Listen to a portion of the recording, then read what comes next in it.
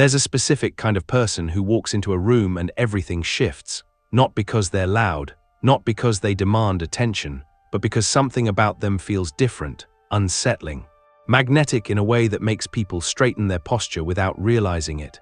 You've met them. The person who speaks less than everyone else but somehow controls the entire conversation. The one whose silence feels heavier than most people's words.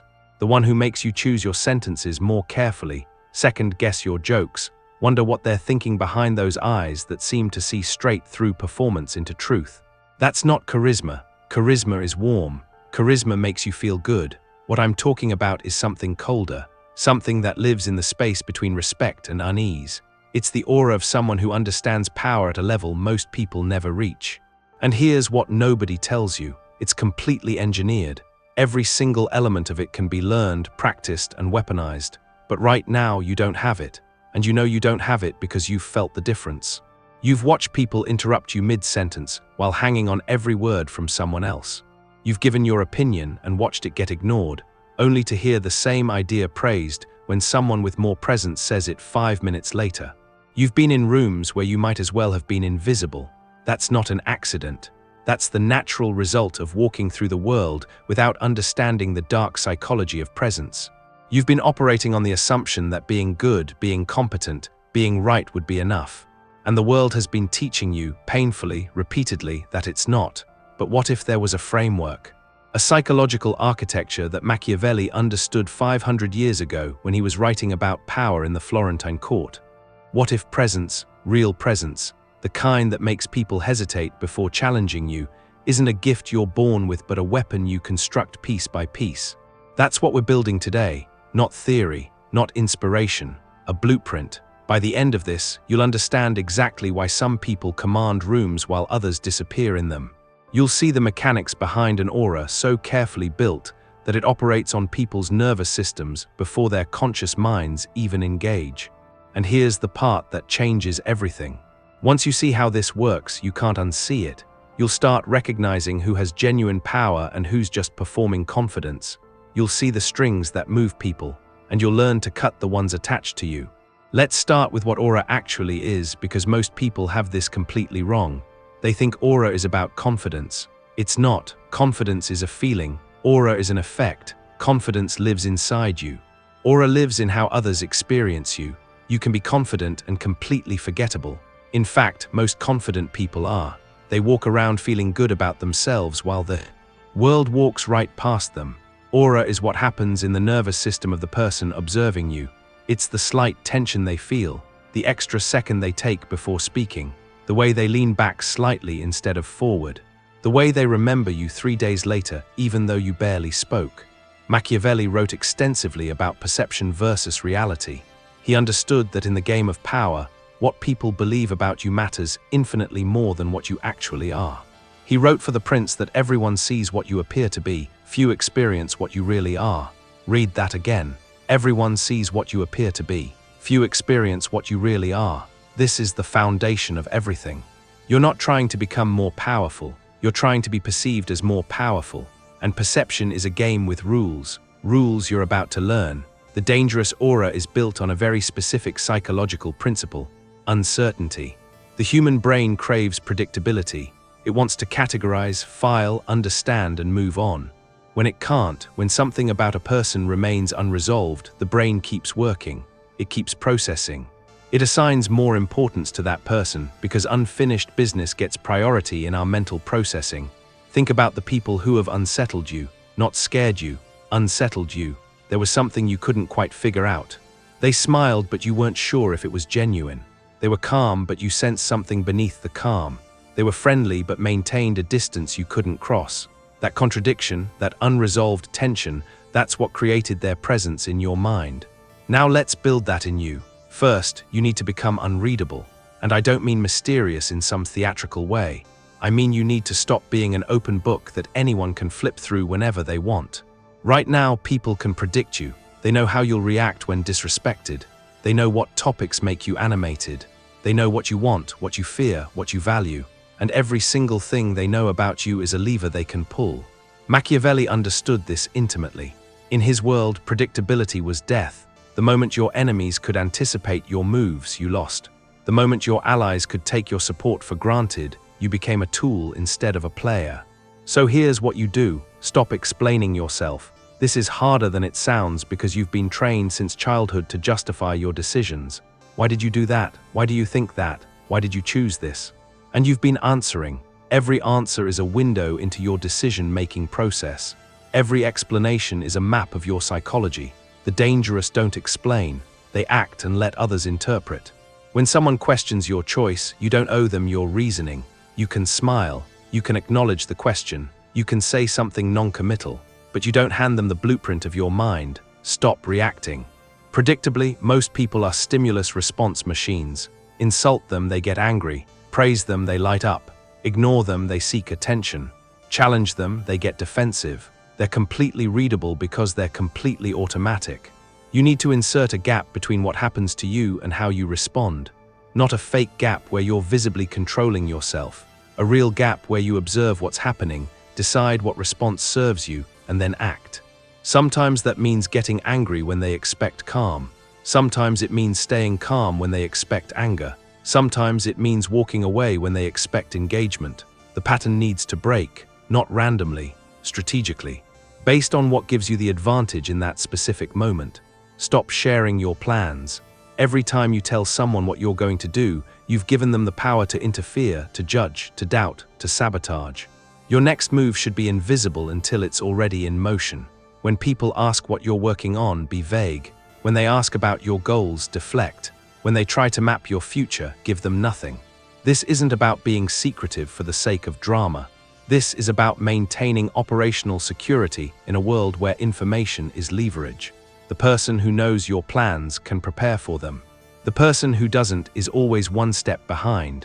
Now let's talk about your physical presence, because your body is speaking a language that most people can't consciously hear, but everyone responds to. Within milliseconds of seeing you before you've said a word, people's brains have already made judgments. Threat or no threat, high status or low status, someone to respect or someone to dismiss, and you've been failing that test. Not because of how you look, but because of how you move. Speed is your enemy. Rushed movements signal anxiety. Anxiety signals low status. Low status invites disrespect. The powerful move slowly, not sluggishly, deliberately.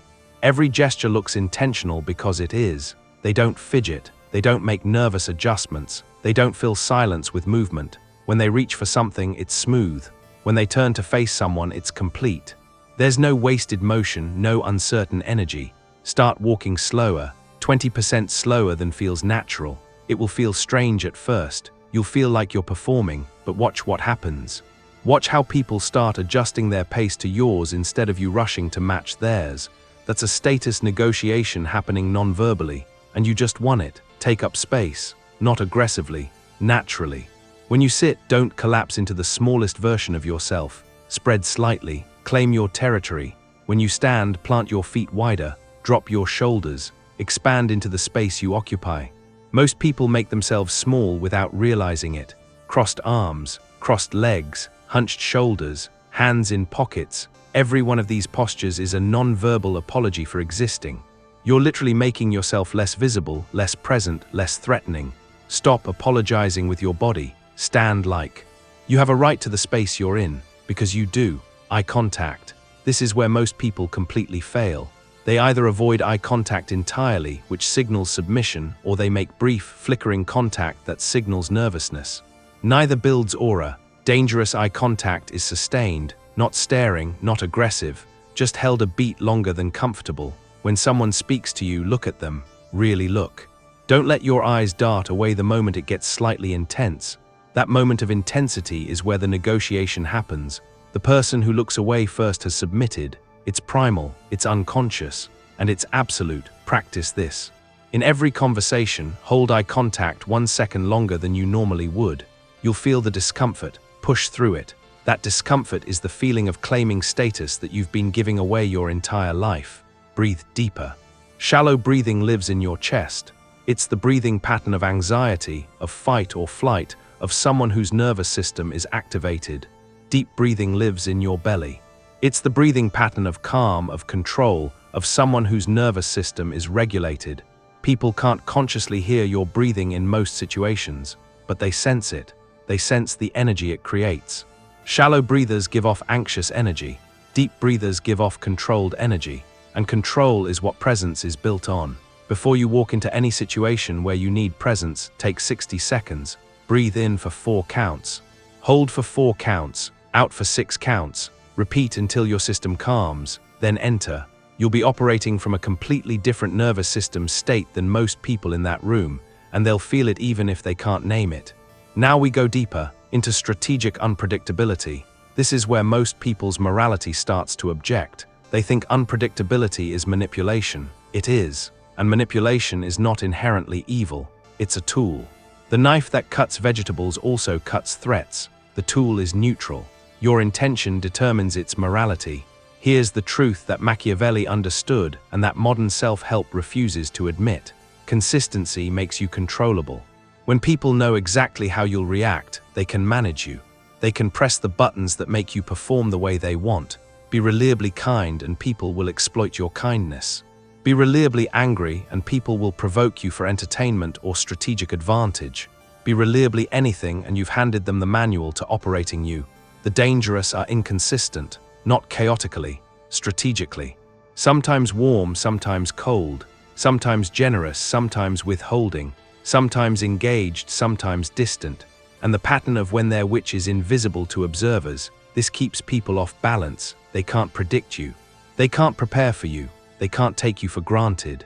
Every interaction with you requires their full attention because they don't know which version of you they're getting. Machiavelli wrote that men are so simple and so much creatures of circumstance that the deceiver will always find someone ready. To be deceived, he wasn't celebrating this. He was observing it. Most people are running scripts. They're reacting to patterns. When you break the pattern, you break their script. And suddenly they're actually dealing with you instead of their assumptions about you. This doesn't mean being random. It means being contextual. In situations where being warm serves you, be warm. In situations where distance serves you, create distance. In moments where anger is useful, use it. In moments where calm is powerful, embody it. You're not being fake, you're being tactical. You contain all these modes naturally. You're just learning to deploy them strategically instead of automatically. Let's talk about emotional sovereignty. This is non-negotiable. The person who controls their emotional state controls the interaction. The person who loses emotional control loses everything. Every time someone makes you angry and you show it, they've proven they have access to your internal state. Every time you react to disrespect with visible upset, you've advertised a vulnerability. And advertised vulnerabilities become exploited vulnerabilities. Watch powerful people. Real power, not performance. When insulted, they don't react. They observe. They might smile slightly. They might pause. They might respond with something measured, but they don't give the reaction that was being sought. And that non-reaction is more disturbing to the insulter than any comeback could be. Why? Because it proves their attack didn't penetrate. It proves you're operating on a level they can't reach. It proves they're playing a game you're not even participating in. This is what Machiavelli meant when he wrote about maintaining composure. In his world, the ruler who could be provoked into rash action by insults or threats was a ruler who could be controlled. Emotional reactivity is a leash that others can pull. Emotional sovereignty doesn't mean not feeling. It means feeling fully while maintaining choice over expression. You feel the anger, you notice it, you observe it like weather passing through, and then you decide whether expressing it serves your interest in this moment. Most of the time, it doesn't. Most of the time, the more powerful move is to let silence do the work. When someone insults you and you simply look at them, quiet, assessing, not scrambling for a comeback, not visibly hurt, just present and unaffected, they feel it. That silence is violence. It's a demonstration that they don't have the power over you they thought they did. Practice this. The next time someone tries to provoke you, do nothing. Just watch them. Let the moment stretch. Let them sit in the awkwardness of their failed provocation. You'll see them get uncomfortable. They'll try again. They'll explain. They'll escalate. And every second they spend trying to get a reaction is a second they're proving your non-reaction has unsettled them. This is psychological warfare, and you've been losing it because you didn't know you were fighting. Mystery is your next weapon. Every piece of information you give away is a piece of power. You've transferred. Most people treat conversation like confession. They share their problems, their fears, their insecurities, their dreams, their failures with anyone who will listen. They think this is connection. Sometimes it is. But it's also strategic suicide, because now everyone knows where you're vulnerable. Everyone knows what you want. Everyone knows how to manipulate you. The dangerous practice information asymmetry. They know more about you than you know about them. Always, they ask questions, they listen carefully, they remember details, and they reveal almost nothing. When you speak with them, you walk away feeling like it was a good conversation. But if you think about it, you realize you did most of the talking. You shared, they received, and now they have data on you while remaining a mystery themselves. This is intentional. Machiavelli understood that the ruler must know everything about everyone while remaining unknowable himself. Information is leverage. The more someone knows about you, the more precisely they can move against you, so you become selective. You share victories sparingly, you hide struggles completely, you reveal thoughts strategically, you speak about yourself rarely and vaguely. This doesn't mean being cold or distant in a way that pushes people away. It means being warm and present while maintaining boundaries around what you disclose. You can be engaged in conversation, ask great questions, make people feel heard, and still reveal almost nothing about your internal world. The less you say, the more they wonder. The more they wonder, the more mental space you occupy. The more mental space you occupy, the more presence you have. Mystery isn't the absence of information, it's the strategic management of it. People will start telling stories about you to fill in the gaps. Let them. The story they create is always more interesting than the mundane truth, and as long as you don't contradict it, that story becomes your reputation. Stillness. This is the mark of true presence. Movement is noise, stillness is signal. Watch any apex predator, they don't waste energy. They're perfectly still until the moment action is required. Then they move with complete commitment. Prey animals are jumpy, they startle, they fidget, they're in constant nervous motion. When you move nervously, you signal prey energy. When you're still, you signal predator energy. And humans respond to this at a level far below conscious thought.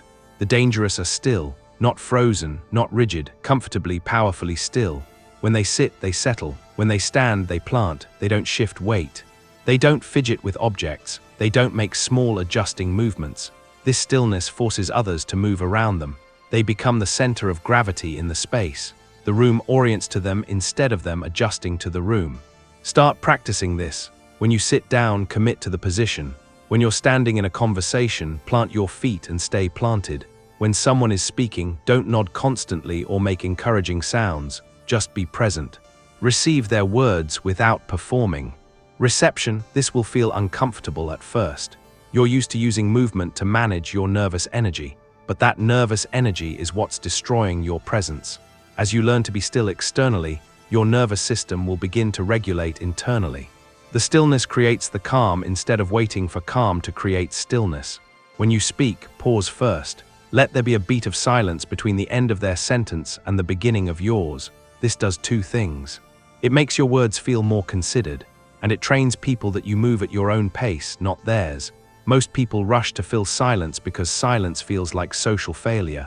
You're going to learn to love silence, to use it, to let it work for you, because in that silence, status is being negotiated, and the person comfortable with silence wins. Now the principle that most people never grasp, strategic absence. Presence is only powerful when contrasted with absence. If you're always available, always present, always accessible, you become furniture, familiar, common, and nothing common is ever valued highly. The dangerous understand scarcity. They're not always available. Sometimes they're unreachable. Sometimes they disappear without explanation and return without apology. And in that absence, their value increases. Machiavelli wrote, "What is obtained easily is held cheaply." He was talking about territories and alliances, but the principle applies to personal presence. When you're always there, your presence costs nothing.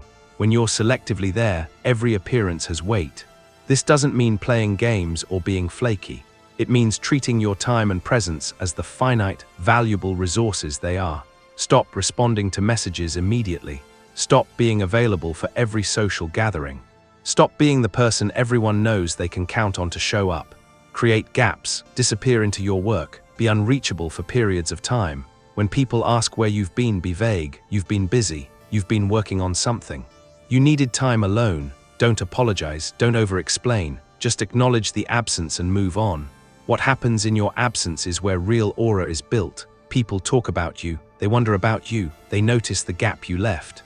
And when you return with increased presence because they've been reminded that you're not a constant. You're a variable. The person who's always in the group chat has no mystique.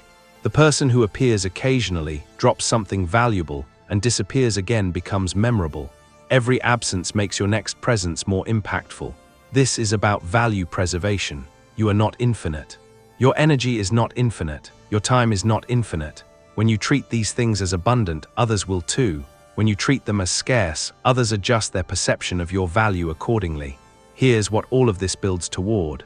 The truly dangerous aura is not about being threatening.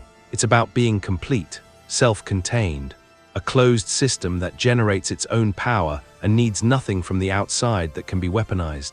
Against it, most people are walking around with exposed wiring. Anyone can reach in and flip their switches, make them angry, make them seek approval, make them doubt themselves, make them react. They're open systems, vulnerable to any input. The dangerous have sealed themselves, not from emotion, not from connection, from dependency. They've built internal sovereignty so complete that external circumstances become weather, not foundation. Things happen around them, things don't happen to them. This is what Machiavelli truly understood. The prince who needed to be loved could be controlled through that need. The prince who needed to be feared could be controlled through that need.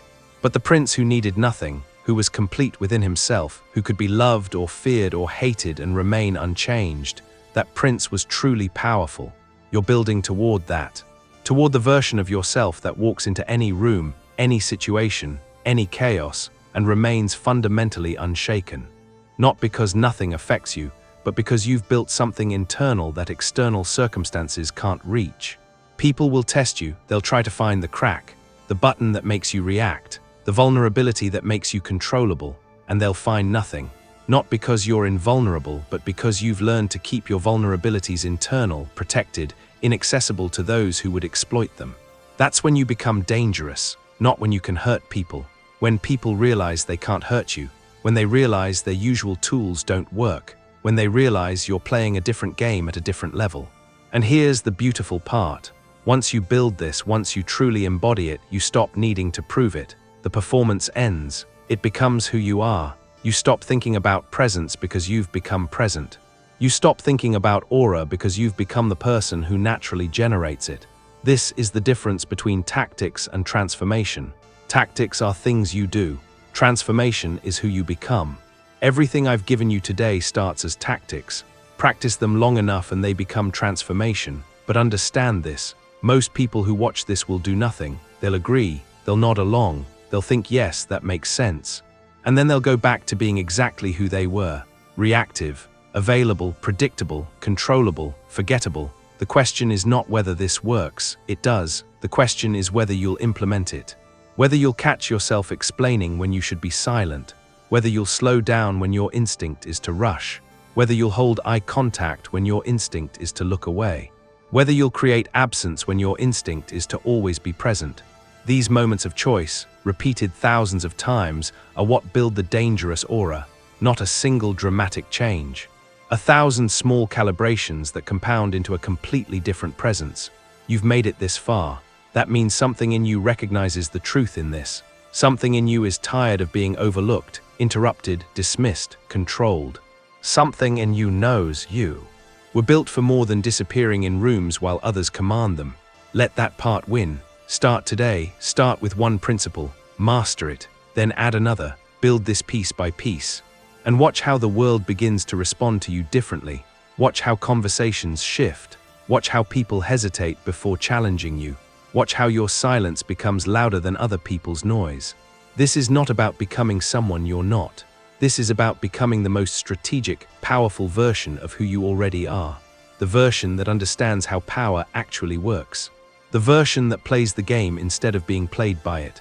Machiavelli wrote for princes, but the principles apply to anyone navigating a world where perception is reality and power flows to those who understand its mechanics. You don't need a kingdom, you need sovereignty over yourself, and that sovereignty, once built, makes you dangerous in the way that truly matters, not dangerous to others, dangerous to control, dangerous to manipulate, dangerous to forget, build it.